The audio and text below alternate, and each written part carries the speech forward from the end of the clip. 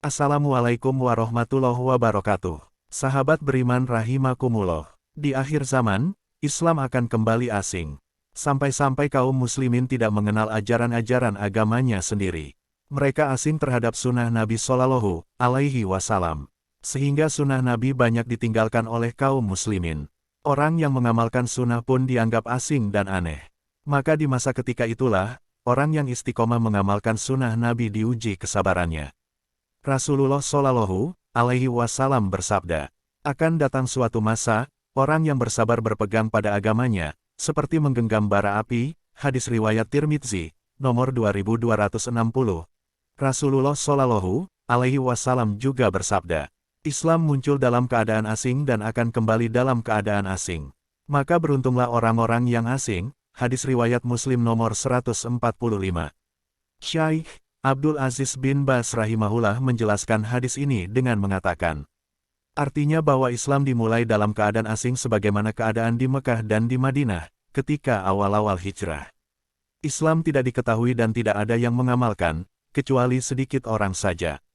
Kemudian ia mulai tersebar, dan orang-orang masuk Islam dengan jumlah yang banyak, dan dominan di atas agama-agama yang lain.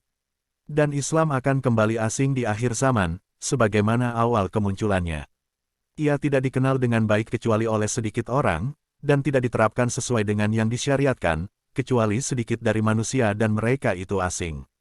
Dan dalam riwayat yang lain, Rasulullah Shallallahu Alaihi Wasallam ditanya, wahai Rasulullah, siapa al-ghuraba yang asing itu? Rasulullah Shallallahu Alaihi Wasallam bersabda, yaitu orang-orang yang mengadakan perbaikan di tengah manusia yang berbuat kerusakan. Dan dalam lafaz yang lain, mereka adalah orang-orang yang memperbaiki sunnahku yang dirusak manusia. Orang-orang yang bisa bersabar dan tetap istiqomah di masa itu, ia akan mendapatkan pahala yang besar dan kedudukan yang tinggi. Rasulullah Shallallahu Alaihi Wasallam bersabda, beribadah di masa haraj, sulit seperti berhijrah kepadaku. Hadis riwayat Muslim nomor 2948. Imam An-Nawawi rahimahullah menjelaskan, yang dimaksud dengan al-haraj adalah fitnah, kekacauan, dan kesemrawutan perkara di tengah manusia. Syarah Sahih Muslim, 18/391. Kata Tuba dalam hadis ini maknanya adalah surga.